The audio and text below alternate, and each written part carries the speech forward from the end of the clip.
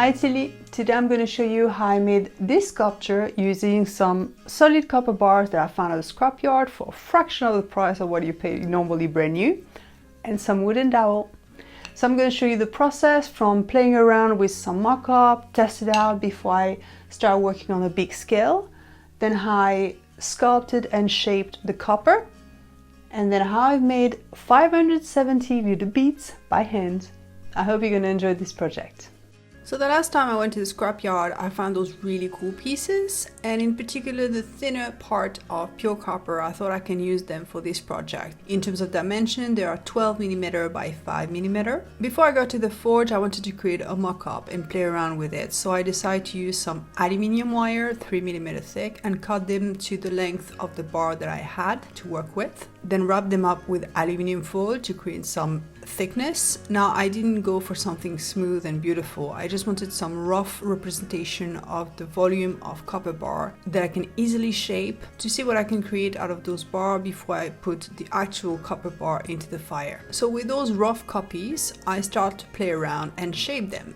And initially I thought, okay, I'm gonna create some curve, I'm gonna intertwine them with each other, and yeah, it could create something really cool, but I thought what else I can bring into the mix to make it more interesting. And that's when I remember of an old project that I did with some wooden dowel that I've painted and that I've positioned above a bead that allow me to move and tilt those beads in different directions and create some movement for my sculpture. And I thought it's an interesting system that I can do so much more with, and the idea of mixing the copper with wood came at that point. So I've used the previous test and mock-up done with this system, and I start to play around with my aluminium pieces and try to get them in and out of the wooden beads to see what I can create with this combination. Now obviously once I'm gonna have the real copper, they're gonna stand out, mainly because of the color change from aluminium to copper, but also the movement is going to be more organic by the time I get the copper into the forge. But at that stage I was just happy to play around with this mock-up and understand how it needs to move and the kind of curve I need to create with the real copper to get the best result when I combine it with the wooden dowel. Then I start to prep my copper bars. I use a piece of rebar. I flatten one end with the grinder, place it on top of the copper bar, weld it. It took quite some heat to allow the weld to take it. Then I got into the fire until it reached the right temperature and then start shaping it. The first priority was to get rid of those edges. They were too sharp, so I went on both sides and hammered them back against the anvil. Then I worked more into sections and rounded all the edges. It started to get a bit more tricky as I moved on because it was such a soft material as copper is, and I had a long and thin bar, so it was harder to control completely, but it gave me some movement, and that's what I was looking for. So I decided to play along with it, and once I was happy with most of those curves and those edges, I decided to turn the end bit into more of a point and then shape it. I like to start with the piece that is attached to the rebar because I have more control over it. Once I'm happy with this part, I reverse it, keep hammering it, reverse it, and go on until I have some interesting shape. It takes lots of back and forth because I don't have a specific shape in mind. It's more about letting the material do its trick and then alter and tweak it until I have something that I'm really satisfied with. Then I quench it into water, cut it out with a disc cutter, grind the end bits until it's smoother, getting back into the fire, and then shape these last bits. Quench it into water, and then I have the first bits, second bit, and I basically kept at it and continue for the whole afternoon to play around with those bars to try to create different shapes so I have more option to play with. In total, I think I've sculpted 7 of those bars, but one thing I've learned from playing around with my mock-up is that it works better when I have smaller sections. So I decided to mark it out and cut them down so I have much smaller pieces to work with, which is going to make my life easier moving forward. Now they needed a good clean, so I used the flap disc and clean each pieces as far as I could. Now this looks much better already, but it's going to require further work. One thing I observed when I was doing my mock-up is that each pieces needs to come from a low point, going up and going back down, which was already the case for some pieces you can see here, starting low, going up, going back low. But other pieces like this one, it's finishing back up, so I need to alter that. So I went back outside in my home setup, used the prop and torch, heat it up, and because it's copper, it doesn't require much heat anyway, and hammer it back against a metal tube until I reach the point that I want. Now I need to grind down the bottom part to level them, and I use the grinder for that,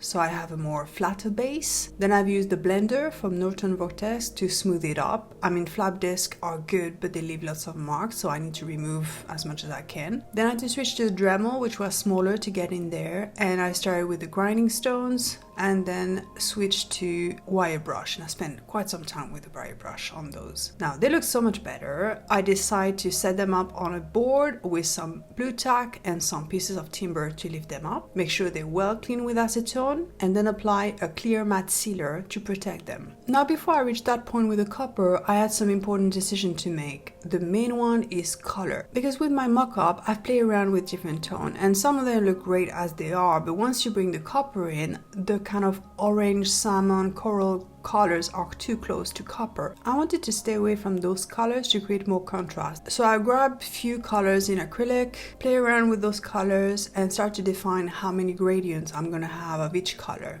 to create the overall effect. Now as you can see my final pieces here, I went from the darkest blue to the darkest green, all the way down to the white. In terms of numbers, I use 30 beads by 19 beads on this piece, which makes 570 little beads.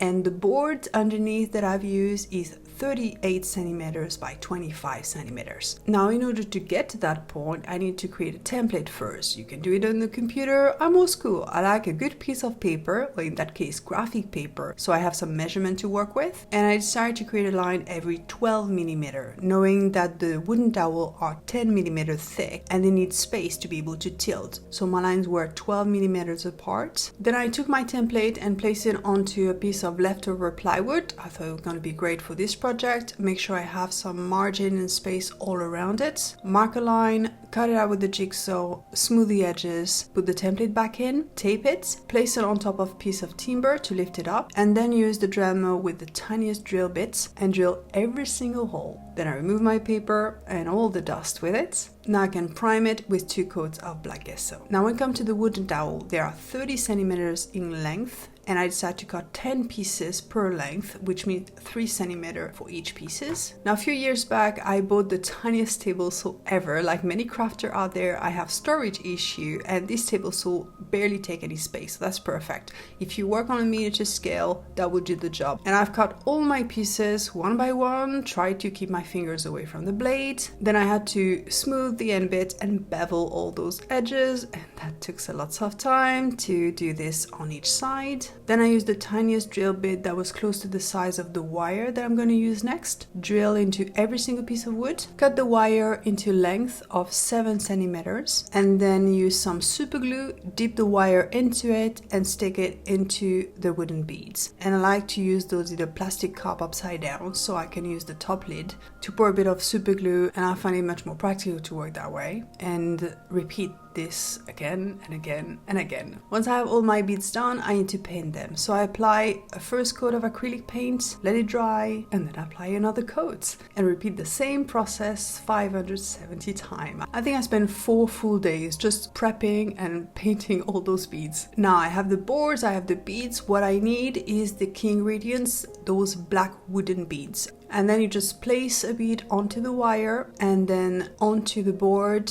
and you can fold down the wire underneath. Once I have a whole line done, I can cut the excess of wire, repeat the same thing, and after I've finished few lines, I apply some duct tape at the back to make sure the wire is locked in. It's not going anywhere. And repeat the same thing again and again for each color and each gradient until I reach the other side of the board. Now this was so satisfying to finally get to that point. I was really happy with my colors. I decided to protect them and use a clear matte varnish to at least protect the top part and all the edges. Okay, now I have my board, I have my copper pieces. It's time to assemble them together. I first lay them on top of the wooden bead and concentrate on composition, how I'm going to create some movement and interesting shape when they're working with each other. Once I was happy with the placement, I start to move and tilt the beads, and the idea was to create enough space so I can sink those copper parts into the wooden beads as deep as I could. It wasn't the easiest thing to do and to maneuver. Once I reached the point, I was happy with it and happy with the overall movement of those wooden beads.